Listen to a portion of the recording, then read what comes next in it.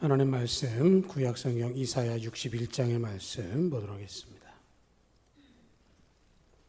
구약성경 이사야 61장 10절에서 11절까지 보도록 하겠습니다.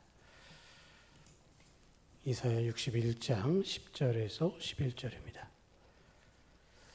내가 여호와로 말미암아 크게 기뻐하며 내 영혼이 나의 하나님으로 말미암아 즐거워하리니 이는 그가 구원의 옷을 내게 입히시며 공의의 겉옷을 내게 더하심이 신랑이 사모를 쓰며 신부가 자기 보석으로 단장함 같게 하셨습니다.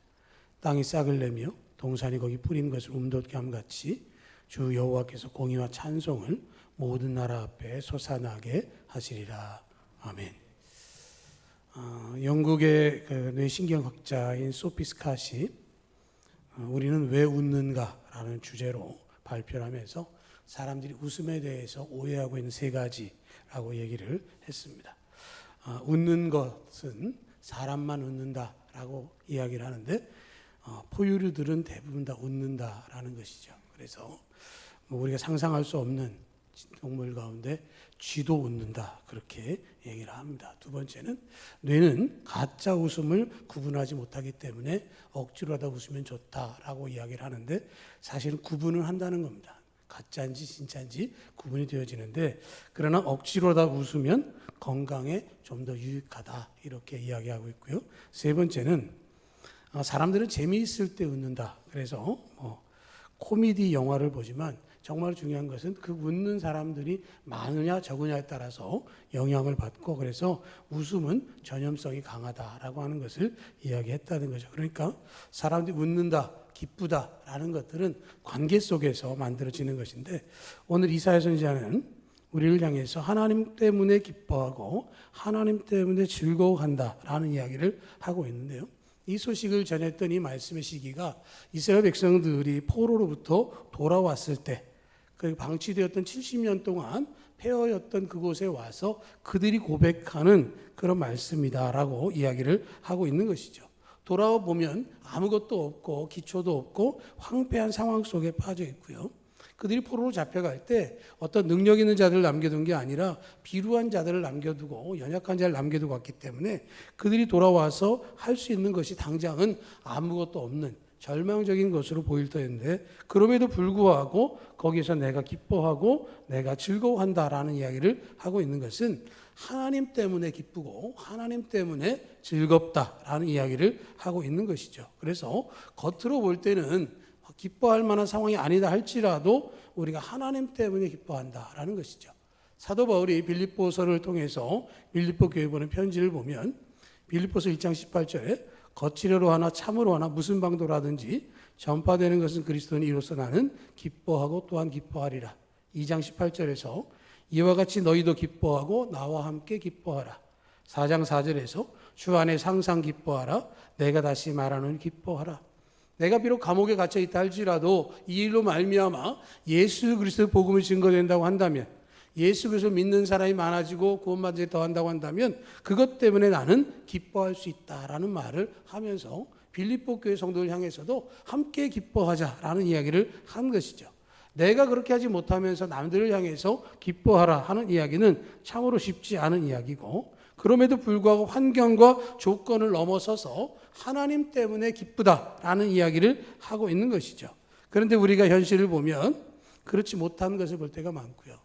이사야 선지자가 함께 돌아왔던 그들이 경험하고 있었던 것처럼 돌아왔다라고 하는 것에서는 맞을 수 있지만 현실적으로 바라볼 때는 너무도 많은 것들을 시작해야 하고 새롭게 만들어가야 하는 어려운 상황 속에 빠져 있다라고 하는 것이죠. 그런데 그럼에도 불구하고 이사야 선지자는 여호와로 말미암아 기뻐하며 하나님으로 말미암아 즐거워하자라는 이야기를 하고 있는 것이죠. 하박국 선지자의 말처럼 아무것도 거둘 것이 없고 갖춘 것이 없다 할지라도 오직 여호와로 말미암아 기뻐하는 고백을 하게 되어지는 것은 바로 이사야 선지자와 함께 그런 마음이 통하게 되어지는 것이죠. 그래서 기쁨의 근원이 어디에 있느냐? 하나님께 있다라고 하는 것을 이야기하는 것이죠. 찬송가 325장을 보면 기쁨의 근원 되시는 예수를 위해 삽시다라는 가사가 있죠. 기쁨의 근원은 예수님이시다라는 겁니다. 세상 환경이 아닙니다. 세상의 조건이 아니라 오직 예수 그리스도를 통해서 그것을 누리게 되어진다라고 하는 것이죠. 요한복음 4장에 보면 예수님께서 사마리아 수가성 여인을 만나는 장면이 나옵니다. 그 수가성 여인은 5번의 결혼 생활이 있었지만 지금 있는 남편도 정식 남편이 아니었고요. 남편을 통해서 위로받고 작은 기쁨이라도 누리고 싶었지만 그것을 경험할 수가 없었고 사람들로부터 손가락질 당해서 사람들하고 마주치기 싫은 시간, 정오의 시간에 물을 기르러 왔다가 유대의 남자인 예수님을 만나게 되어졌습니다. 그곳에서 대화를 나누면서 그 여인의 문제점을 발견했고 그 마음 가운데 해결되지 못했던 그 영적인 갈증이 예수의 말씀을 통해서 해결을 얻게 되어졌습니다. 사람들을 피하고 만나기 싫었던 그 여인이 물동이를 버려두고 마을로 들어가서 자기의 모든 형편과 처지를 이야기하는 그분 메시아를 소개하고 기쁨으로 함께 참여하게 되어집니다.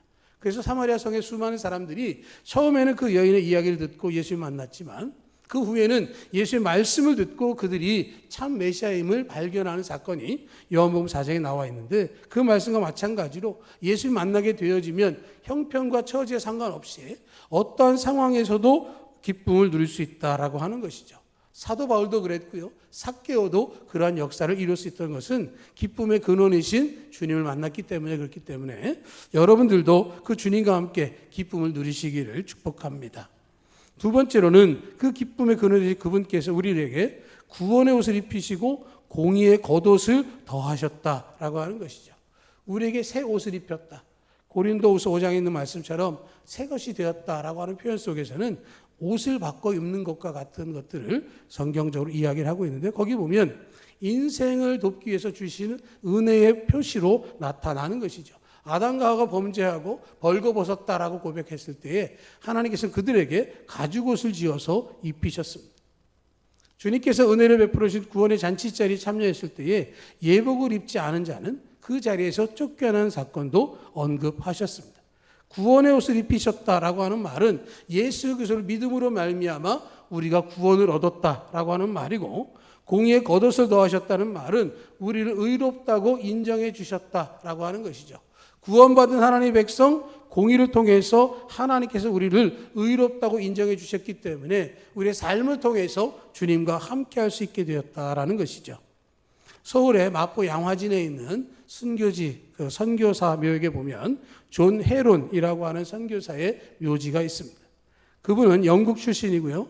미국에서 의과대학을 졸업할 때 성적이 탁월해서 그 학교에서 교수 요원으로 남아달라 하는 요청을 했음에도 불구하고 조선 땅에 복음을 전하기 위해서 1885년 6월 달에 언더우드보다 2달 늦게 조선 땅에 도착을 합니다. 그리고는 의료 선교사로서 알렌의 제중원에서 함께 활동을 하다가 제2대 제중원 원장으로 취임을 하게 됩니다. 그래서 1890년, 1885년에 왔다가 1890년에 여름에 각종 전염병이 창궐하는 가운데 환자들을 치료하다가 전염병에 걸려서 그 3주 만에 순교하게 됩니다. 그때 그 헤론 선교사의 나이가 34살입니다.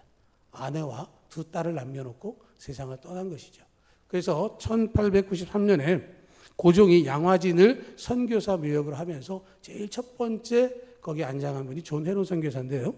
그 존 헤론 선교사의 묘비에는 이렇게 기록되어 있습니다. 하나님의 아들이 나를 사랑하시고 나를 위하여 자신을 주셨다. 그랬기 때문에 나는 조선에서 주의 복음을 전한다라는 것이 고백되어져 있는 것이죠. 하나님께서 그를 인정하시고 그를 구원의 사역에 동참자로 불러주셨기 때문에 그에게 있어서 34세에 먼 이국 땅에서의 순교는 인간적으로 보면 슬픈 것일 수 있지만 그러나 하나님 안에서 그에게는 신앙의 고백이고 기쁨의 고백일 수 있었다라고 하는 것이죠. 상황과 조건으로 따지면 될 수 없는 일들이 그 자리에서 이루어졌기 때문에 하나님께 주신 구원의 옷과 공의의 겉옷을 우리가 늘 품고 입고 있어야 된다라고 하는 것이고요. 세 번째로 말씀할 수 있는 것은 그 모든 것들이 모든 나라에 솟아나게 하신다라고 말씀을 합니다. 11절의 말씀처럼 땅이 싹을 내며 동산이 거기 뿌린 것을 움돋게 함 같이 주 여호와께서 공의와 찬송을 모든 나라 앞에 솟아나게 하시리라.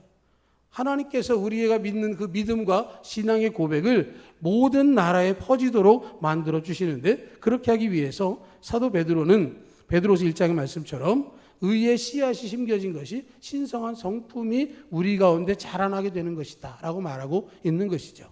내가 구원받았다라고 하는 확신이 또 우리의 삶을 통해서 세상 가운데서 거듭난 하나님의 사람으로 신성한 성품을 드러내고 점점 더 그리스도의 형상을 닮아가고 그리스도의 장성한 분량에 이르기까지 성화의 삶을 살다가 주님이 부르시면 영화의 세계로 들어가게 되어지는 것이죠. 완전한 열매를 맺는 것, 하나님 나라에 들어가는 것을 영화라고 말할 수 있는 것이고요. 그래서 예수님께서도 마태복음 5장에서 너희 아버지 온전하신과 같이 너희도 온전하라라는 말씀을 하셨습니다. 하나님의 형상 닮아가는 것은 우리의 힘으로 되어지는 것이 아니라 성령의 이끄심에 따라서 이루어지는 것이죠. 내 모든 것을 주께 맡길 때에 주님께서 그 역사를 이루어 가시는 것이고 우리 마음과 심겨진 복음의 씨앗이 자라나서 열매를 맺기까지 우리를 인도하시고 우리를 동행하시기를 간절히 소망하시는 것이고요. 우리 지난번에 김인수 사님 우리 신의 악단 얘기하셨는데 신의 악단이라고 하는 그 영화의 배경은 대북 제재 때문에 돈이 막힌 북한에서 부흥회를 하면 2억 달러를 제공하겠다는 일 때문에 그곳에서 갑자기 가짜 찬양단을 만듭니다. 그리고 그 리더는 박교순이라고 하는 소자가 됩니다. 그 사람이 어릴 때 신앙 배경이 있긴 했지만 공산주의 치하에서 정말로 출세하기 위해서 최선을 다하고 찬양단을 만들고 찬양을 이끌었는데 찬양 중에 다시 신앙이 회복되어져서 다른 악단들을 다 탈북시키고 자기는 순교하게 됩니다. 그 장면을 이야기하면서 우리는 그 영화 속에서 그 영화를 보면서 감격한 사람들의 이야기를 나눴습니다. 그런데 그 후에 추후 기사가 나왔는데요. 뭐라고 고백되고 있냐면 신의 악단에 출연했던 배우들이 신앙을 회복했다라는 거죠. 영화의 출연자로서 참여했지만 그곳에서 찬양하고 말씀을 나누고 하는 가운데에 그들 마음 가운데 심겨졌던 그 씨앗이 회복되어졌다라고 하는 것입니다. 우리는 신앙생활을 하면서 우리 가운데 심겨진 그 씨앗이 싹이 나고 열매를 맺는 것에 대해서 우리는 잘 기억하지 못할 수도 있습니다. 그러나 하나님께서는 반드시 역사하시고 그것을 우리에게 움트게 만들어 주시는 것이기 때문에 그것을 우리가 반드시 누리고 경험할 수 있어야 하는 것이고요. 하나님 주시는 기쁨을 위해서 우리가 기쁨 가운데 살아갈 수 있도록 신앙의 성숙함을 위해서 하나님의 신령 성품을 통해서 주의 은혜 가운데 기쁨을 항상 누리고 하나님 주신 기쁨 가운데 복음의 증거자의 삶을 살아갈 수 있는 우리 모두 되기를 주님의 이름으로 축복합니다. 아멘.